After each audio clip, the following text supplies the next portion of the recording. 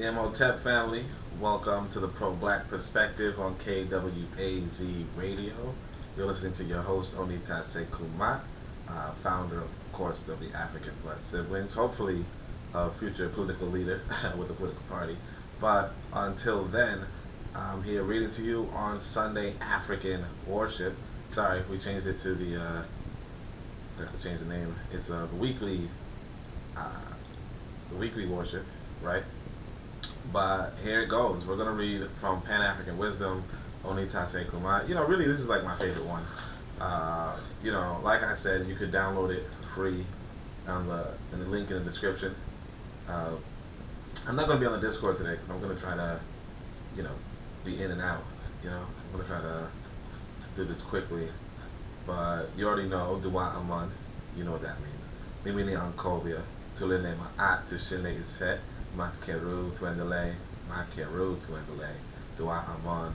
Mimini Ankobia. Nitaya tu. Tuendele Ankobia. Right? So we start off with a little bit of key Ankobia and then we go into it, right?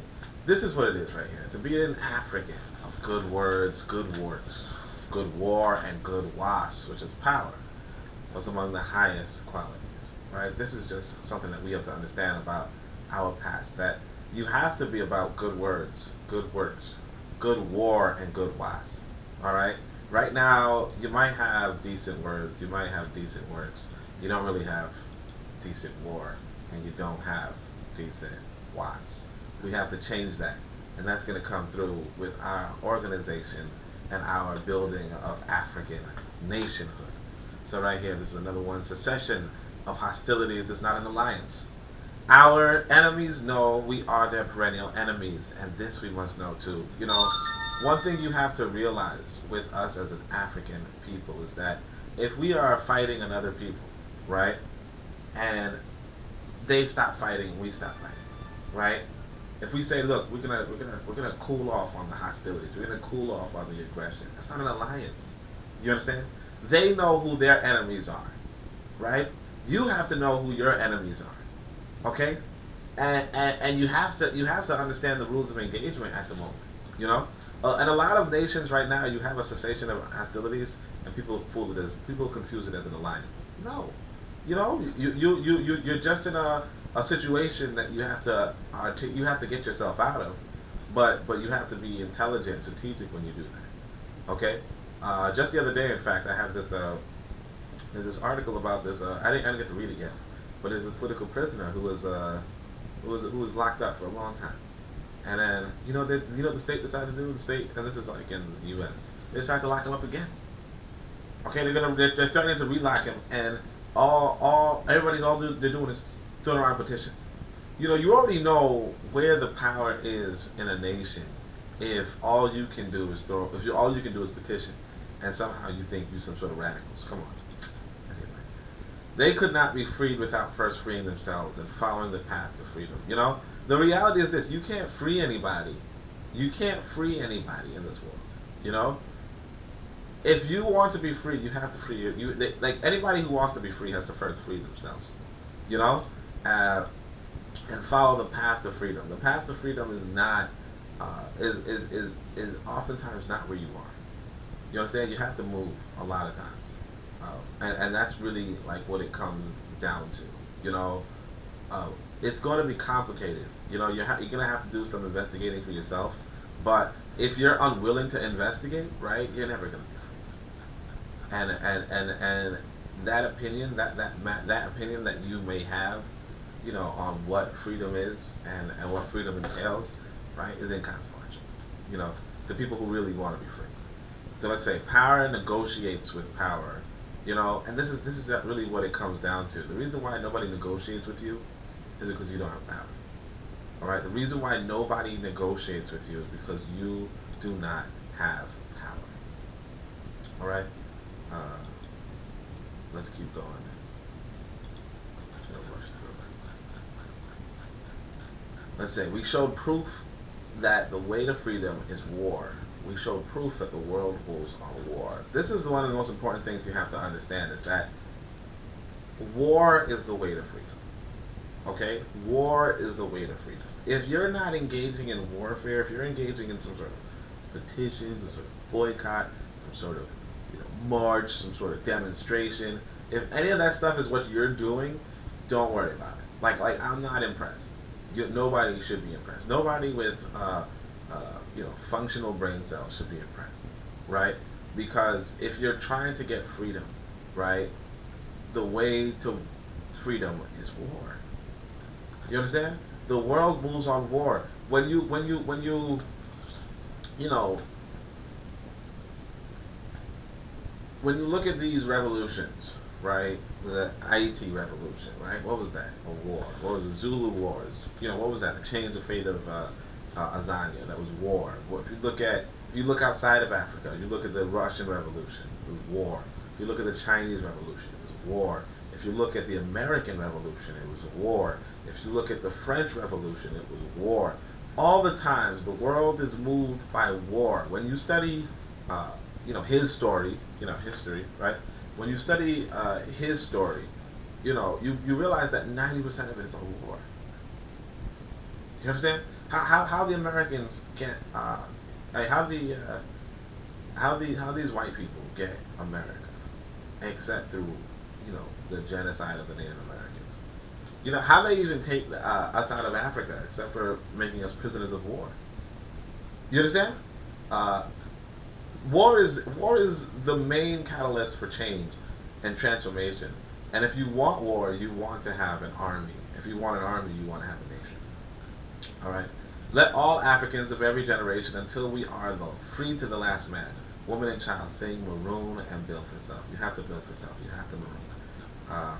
If ever an African finds their station in this world desperate due their enemy, let a voice rise up in their head. Have you tried war? With the eternal instruction, the world runs on warfare. Every time you're desperate, you have to ask yourself, have you tried war? A lot of you haven't. A lot of you won't. And that's why, I can't take a lot of quote-unquote black nationalists or quote-unquote anything, seriously. Because, war requires us to engage each other. War requires us to go where we can train and where we could train as combat units. Okay? A lot of people want to train individually. That's fine and good. You have to train as a combat unit, under the direction of some sort of leadership, so that the leadership can say, look, we need to take over this outpost, or this factory is critical for their war production. We need to take this out, and here's the layout, here's the plan, here's what this person's going to do, here's what that person's going to do, and there's of course a risk that a few of you won't make it back. You know what I mean? You understand? If you're combat ready by yourself, you're not going to take over that factory. Okay? You're not going to take over that factory. If everybody's combat ready but they're not trained as a unit, then when they get to that factory, they're not going to know what to do. Okay? Somebody might, I'm going to burst through the door, right? Another person's like, hey, let's be a little bit more stealthy, right? And when they do that, they all get screwed over. Okay?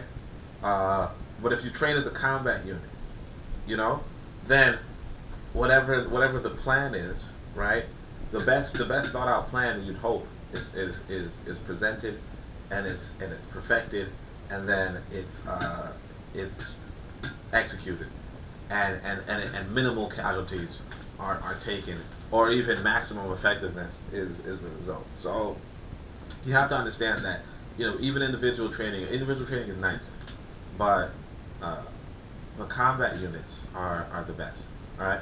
So it is time to develop ourselves. We have land our enemies cannot use. Let us put it to the use of being free. So that's of course if you already had land. Now this is obviously if you look at like Maroons. Maroons have land, so they can use it for the use of being free.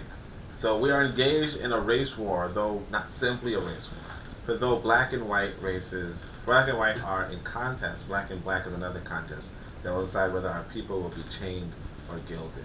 The reality is that, even though you're fighting white people, you are fighting white people, right?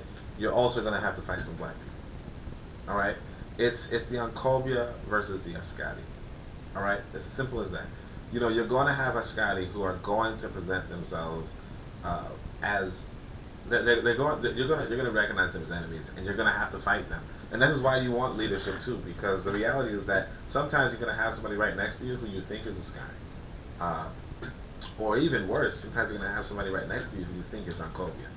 You know, so you're going to need some leadership to decide or discern between the two, because if you're thinking this person is Sankofa and nobody's telling you otherwise, right, you might end up protecting your enemy, all right, or you might end up protecting someone who is abetting your enemy.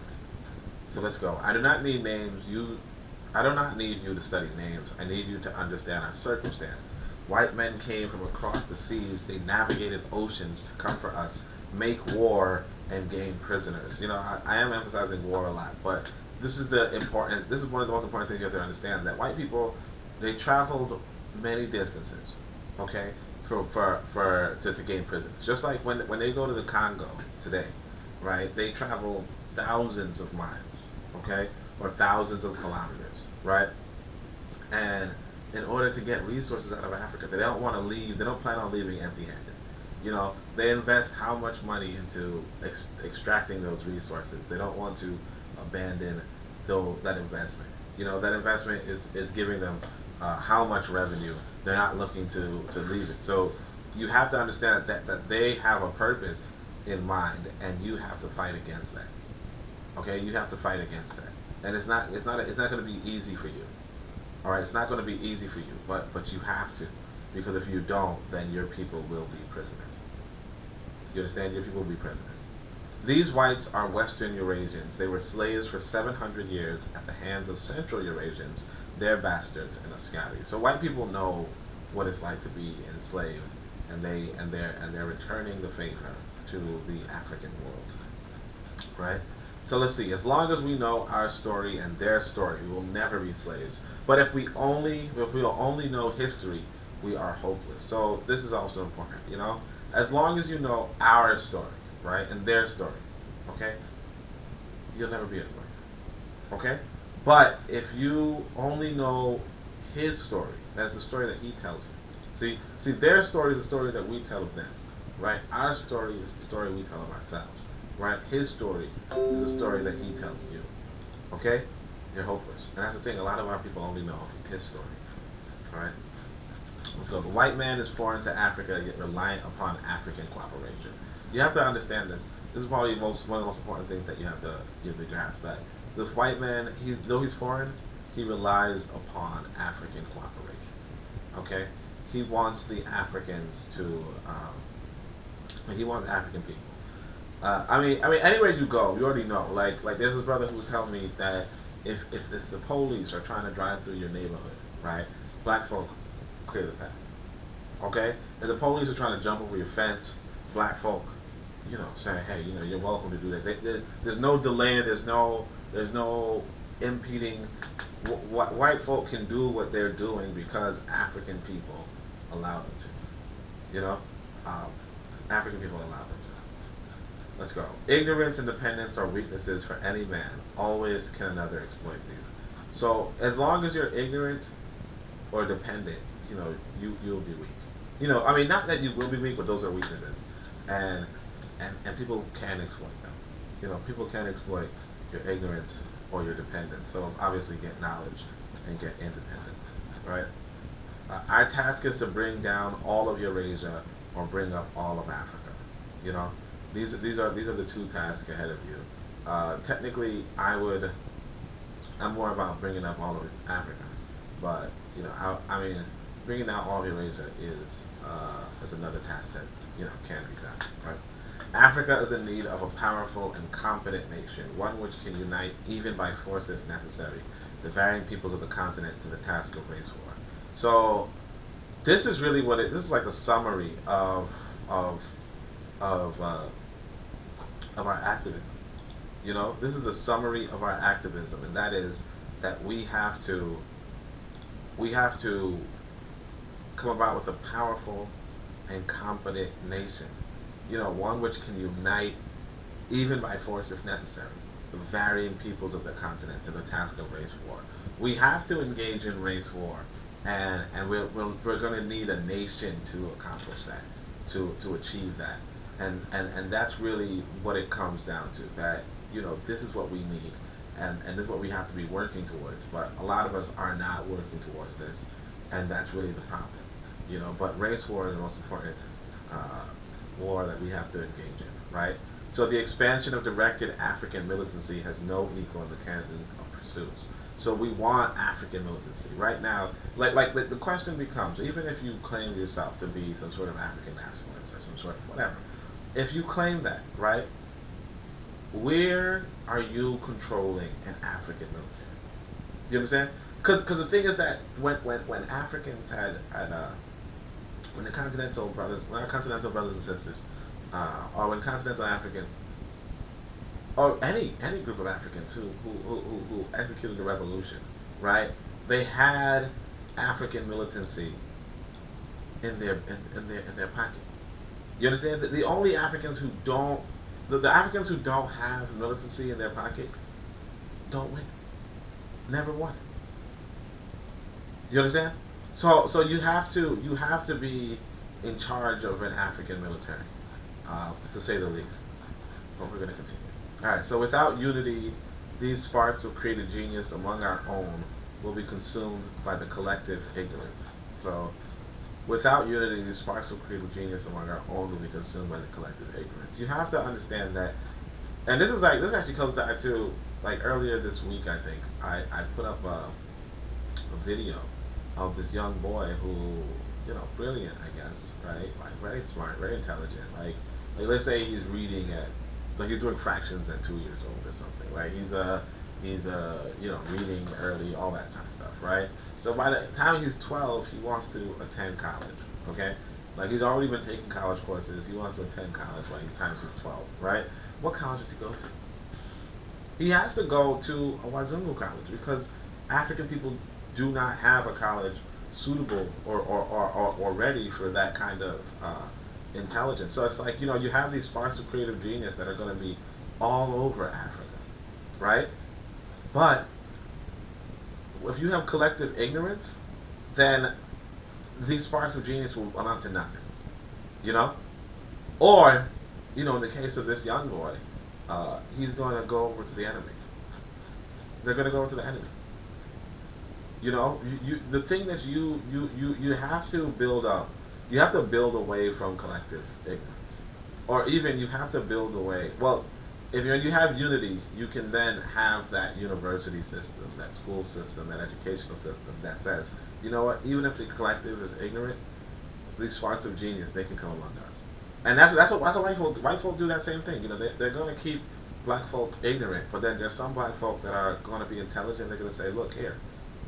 Or some are going to be exceptional, and they're going to say, "Look, we're going to take him." And the thing is this too, that after this boy passes, they're probably going to want to dissect his brain.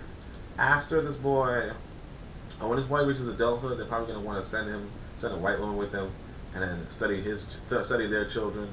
And if the child's brilliant, have that white, that mulatto offspring, propagate and then have more intelligent white folk in the future. The point being, though, that they can do that because they have what they've worked for.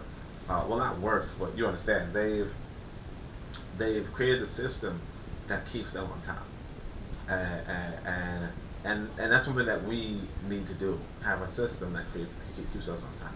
So let's see. We must lure them into traps, fly in the night, and be guerrillas at home and abroad in close distance. Your knives and swords have every advantage over their guns. This is just regular combat science that, realistically speaking, melee weapons are like guns are not as effective at 10-foot distance. I mean, obviously, it depends, but apparently, let me say, I think it says to draw and shoot a gun might take 3 seconds, right? But at 10 feet, anybody can cross. Like most people can cross 10 feet in 10 seconds. So you wouldn't have the time to aim and shoot. I mean, so to draw and shoot. Obviously, if you already have the gun out, then you don't really have any delay. But the point being that you could obviously take somebody on very quickly if their gun isn't drawn, or if they aren't aiming per se. Obviously, it's different if they already ate it, but you know, with a knife, you can quickly close 10-foot distance and stab somebody, you know, critically, uh, or even kill them instantly. Well, not instantly, obviously, but you can obviously kill them. Uh, and I only say not instantly because you know who dies. Like instantaneous deaths aren't real life things. They know nothing of our way, reciprocity, only their way, exploitation. They never engage in fair trade. Always they seek an advantage. That is their strength and weaknesses. That is their strength and weakness. Just to continue on the death thing, though. I mean, obviously, you know, I just meant like by knife. You know, there probably is some instantaneous death, but you know, just to clarify, obviously, like if you were talking about like a nuclear explosion, that would be instantaneous death. Uh, they know nothing of our way, reciprocity, only their way, exploitation. So that's the thing, though. You see, we have a way, which is reciprocity. They have a way of exploitation, and this is the point because they never engage in fair trade, right? But that's always to our advantage because if you can, you like that's always that they always see to an advantage, and that's their strength and their weakness. You have to use their nature against them. You know, they like white folk. The things that you have to realize is that white folk would sell you guns. They'll sell you guns if they think that it will advantage them, right? So you just trick them. You understand? You just trick them. You say, look, you know, I'm getting these guns to kill my brother. Or even they would sell guns if you overpay for them. You understand? You know, even if you're, because that's what happened with the Mau Mau Revolution, right? And of course, you're going to get this from the Book of Power. Like all of these quotes are in the Book of Power, as far as I understand, right? But all of these quotes are in the Book of Power. So what you get in the Book of Power is that, and obviously, you can't say it, but the thing with this is that when the Mau Mau Revolution was going on, right? These white folk, what they did was they sold the Mau Mau soldiers the guns. You understand? They sold the guns, and a part of the reason is because they even though because the Mau Mau weren't necessarily going to use it against the prison guards or whatever, right? Or even they released the prisoners, you know, for money, you know, because the prisoners were like, hey, we're not even getting paid that much by the British or whatever army they were, or let's say they were German, like we're not even getting paid that much. You're fighting the British, you're fighting blah blah blah, you know, just give me a little money, you know, like you have to understand that that's their nature, you know. And the thing is that it's the same with us, our own people. We're gonna have traders among our people. They're gonna have traders among their people. It's not really complicated, you know. You can look at it, you know, blankly like, oh, all of them are enemies, and sure enough they are. But you know, strategically, you're going to find that kind of stuff. Let's see. Somebody said, futures, whatever, future CPED. Uh, Africans like to say the white boy is lucky Africans don't want revenge. But is it that we don't? I always wondered why there isn't Native America and Africa terrorist who is just out to get revenge. Uh, yeah, revenge. Yeah, I mean the thing is, white boy is so militarily ahead that you know revenge isn't and he's on top of the revenge game. You know, so the white boy expects black folk to be vengeful, but he also prepares for it. You know, so an example being that he would miseducate you to the point where you feel like this is the best thing going on. You know, a lot of black people. If you talk to a lot of black folk, they don't believe there's a better nation than the United States of America. Least of all for black people. Least of all for black people like them. And so a lot of black people, realistically speaking, would defend the United States of America in the event of a black fight. So like for instance, you see these riots going on, you know, all the time, right? A lot of black people condemn those riots. But of course, those riots aren't necessarily revenge. They're just like, you know, taking material stuff. But a lot of black folk, uh, like they're offended by the riots and don't want it because they understand what kind of a nation, what's the result of that, you know, broad theft. You know, what's the result of that broad theft? In fact, there's this video I really liked. It was like in Kenya, where I guess the British government, I guess I don't know, was going around asking different Kenyan people whether they should get independence now, or should they go through a little bit of a interim period where they're trained and whatever. And a lot of black folk there were like, yeah, we want a little bit of an interim. You know what I mean? We don't want to get independence right away.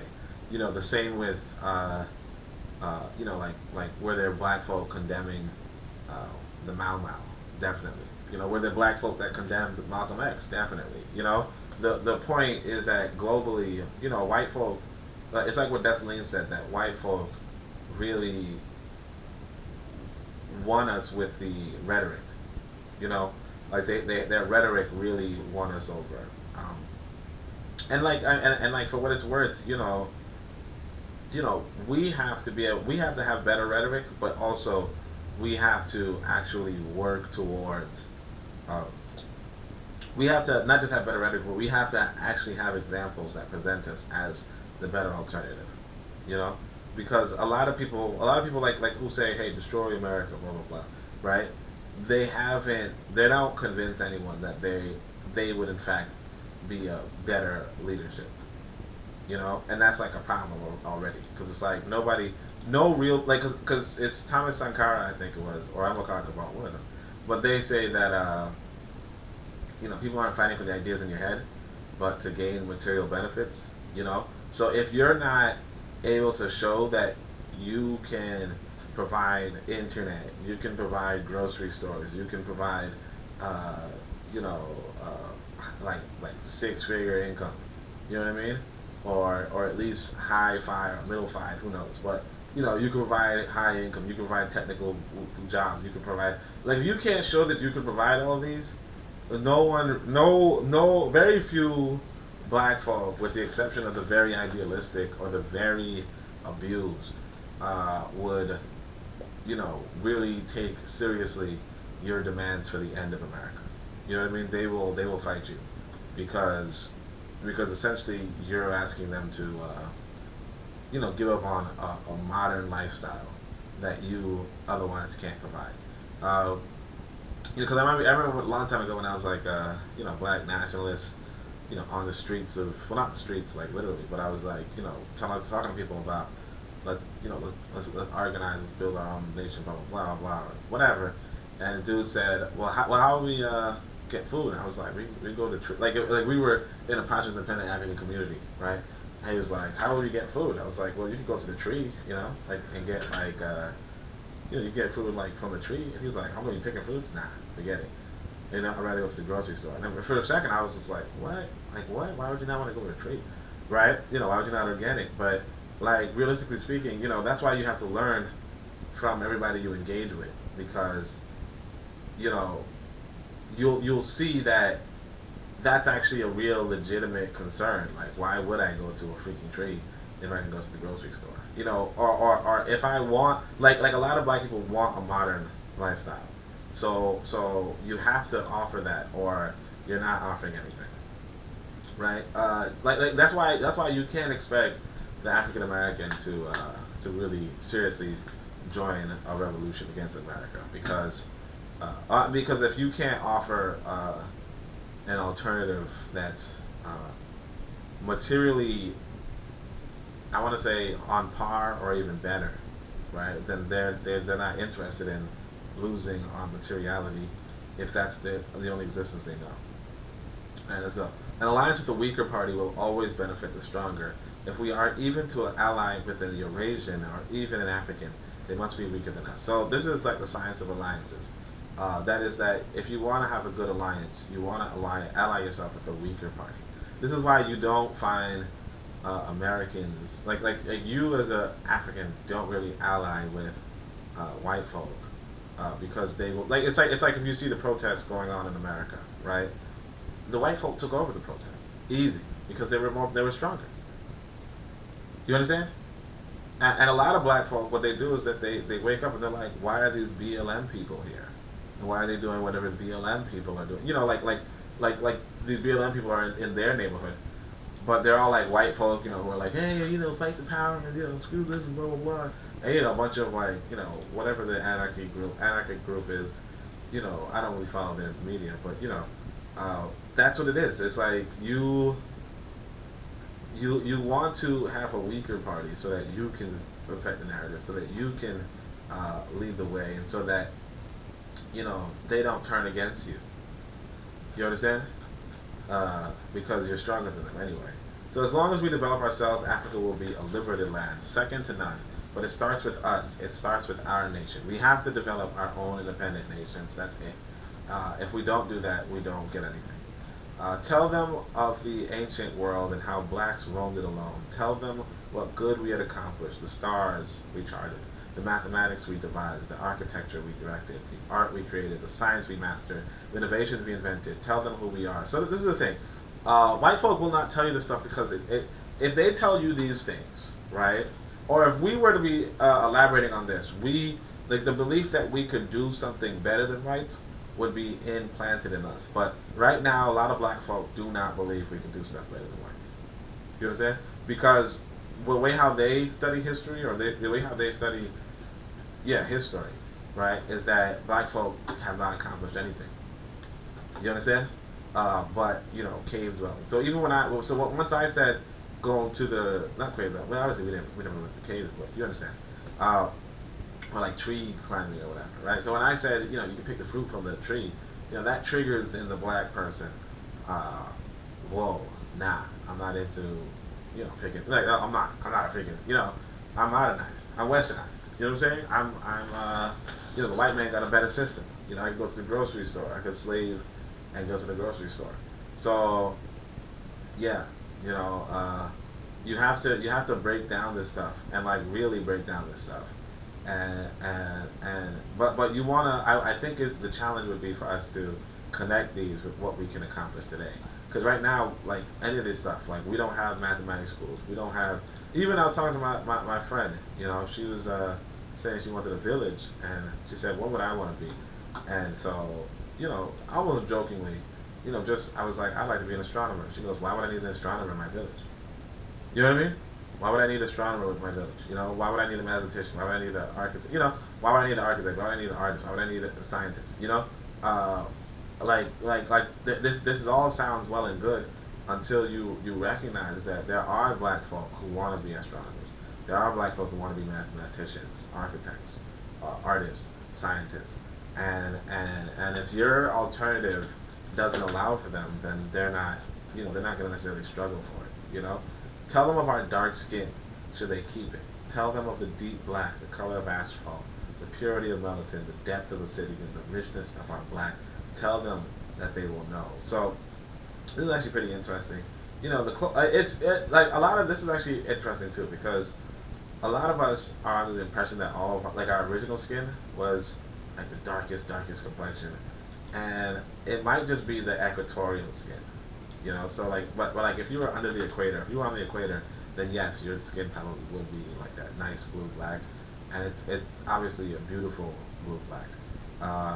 But obviously those Africans far away from the equator might not necessarily have that complexion, and but that doesn't make them any less African. Obviously, it's just a matter of there is this thing called natural selection, and what benefit that nice complexion does for us. So let's go. The white race is a cancer. They can only destroy or be destroyed. There's no peace with cancers. You cannot let them out-arm you. That is how we lost. Yeah, so cancer is obviously one of the worst, one of a terrible virus, not virus, but a terrible genetic mutation, if you will, in the body. And white people are a terrible genetic mutation on the planet. And that's just something you have to come to grasp with. But you're not gonna. But if you're planning on destroying them or whatever, or being destroyed by them, whatever, you have to organize a nation that can go against them truly. And if you're not doing that, then you're really not doing anything. All right. So your standing army must be bigger and best equipped. And never let your army be less than theirs. Never let them materially outmatch you. Have a larger army or you'll be subject to genocide. When you talk about the size of the army of Eurasian people, like different Eurasian nations have differently sized armies. The Chinese have like 1 million soldiers. the Americans have like 1 million soldiers, or even more, right? But the Africans have like 50,000 or 20,000 soldiers. You know what I mean? It's really like there's no question as to uh, why Africans are on the losing end of the global struggle for power. You know, they're subject to genocide because they can't even defend themselves. You know, if the Chinese were to mobilize 300,000 soldiers onto the continent of Africa, none of them like which country could stand up? An African war without an African army is an African genocide, right? So that's it. If you don't have, so this is obviously the tagline for the website, but if you don't, or for the African blood siblings, right? If you don't have an African army, you're in an African genocide. Okay? If you don't have an army, you're in a genocide. Your survival depends upon your army. Form a large army and you will survive. If your army falls behind, that is the moment you will start to perish. This is like basic common sense that if you don't, like if the United States didn't have an army, which it like if it didn't, it will start to perish and they will have to do something about it. You know. All right. Civilization is institutionalizing ma'at. That means that if you're talking about you want civilization or whatever, that means you want to put ma'at into effect. Right? Let's go. Ma'at is war, but what is ma'at? Ma'at is war against Isfet. Isfet is war against ma'at. Alright?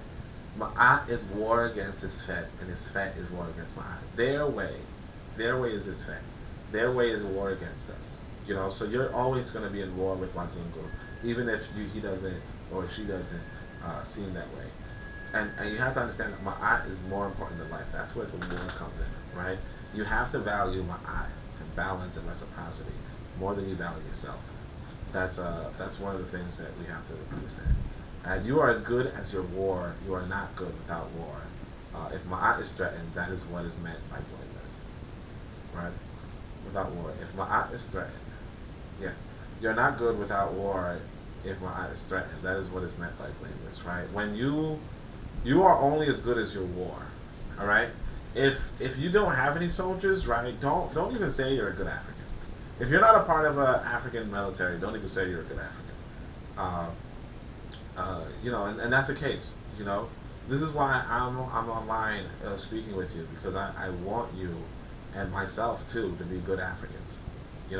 I want us to be serious about seriously opposed to these Wazungu. It was like the other day when I was having a discussion with this brother on on Twitter, and I think he was saying, oh, there's no places free or something like that common rhetoric that people in America say. And the thing is that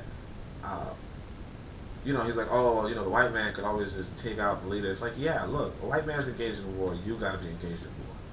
All right, that's what it is. The white man can try, and he should try, because he's against our way. He's against us, right? So he should try.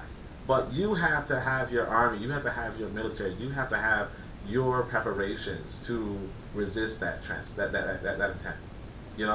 But if you're just mouthing off and you're just I don't like blah blah, like a lot of what people in America are doing is I don't like these elections and blah blah. If you're just mouthing off about the election, then you're wasting your time and mine. We have to be talking about real war and real military building and the real true protection of Ma'at, and that's really what it comes down to. Blameless means you did right, and opposing wrong makes it right. Blameless means you did right. That means that's what you want to be. You want to be blameless. And then I guess this is the last one, right? Tulinde ma'at tushinde isfet. So this means defend ma'at, defeat isfet. Let me just see if I could. Yeah. So tulinde ma'at tushinde isfet. What does that mean? That means defend ma'at and defeat isfet. That's really this is the ancient admonition, and this is obviously something that I want you to grasp and get and move forward with and go on with your life, understanding that we have to defend Ma'at and we have to defeat Isfet.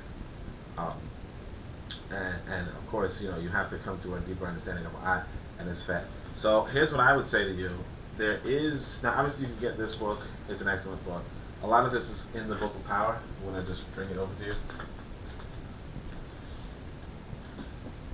So a lot of this is in the Book of Power. So in the Book of Power, what we have is like a lot of these quotes are in the Book of Power. You get this book, you read it, you can understand. You can understand Ma'at, right? You can understand Ma'at pretty well. Let's see. Oh yeah, and also of course the preview for this book is going to be on the Discord. There's only on the Discord, so join the Discord. Hit me up. This is really the book that I want you to study. If you don't study, if you can only study one book, I say study this book, right? If you can only study 3 books, I say make this one of them. You know what I'm saying? If you can only study, obviously, if you want to study the whole 13 books, you can do that as well. And I mean 13 books. I mean, like I have a list of books that I want you to read. I mean, I wrote them inside this book. Some of them weren't written yet, and then I said, you know what, we're going to change this list, you know, to put in Garvey and Garveyism. We're going to change this list to put in the other book I read to you, which was Nkrumah's African Revolution, you know, book on African Revolution. But whatever it is that you want to do, just, I mean, I'm just saying, make sure you get that book, order it, read it, digest it, and thank you so much for coming into this weekly worship. And you know, hopefully you have a beautiful day, and we get serious about, you know, getting this liberation, because if we don't get serious, you know, like what are we doing all this for? All right, Shem Yom Hotep.